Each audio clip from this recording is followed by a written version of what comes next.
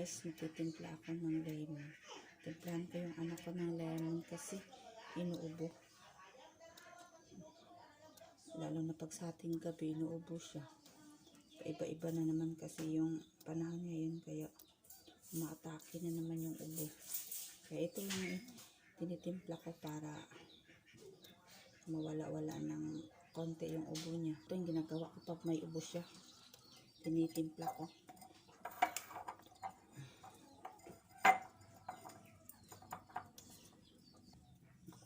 Sarap to inumin. Yung lasa niya parang tanglad. Mabango yung amoy niya.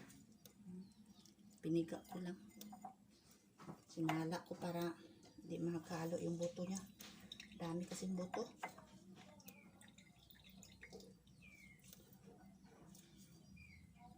Para matanggal yung ubo ng anak ko. Tama na ito. Baka maasim na. Baka maasim naman. Tama lang, sakto lang ito siguro.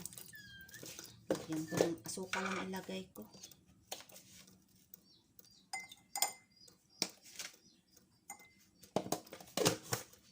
Saka yung ilagay ko yung mainit na tubig. Para masarap kasi pag maligamgam. Maligamgam yung inumin.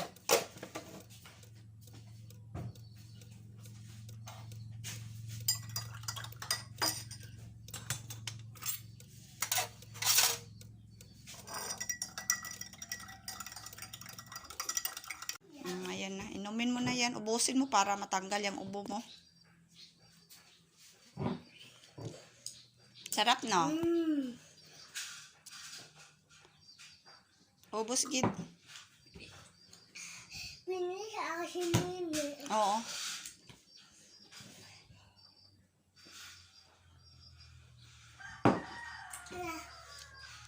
Sarap.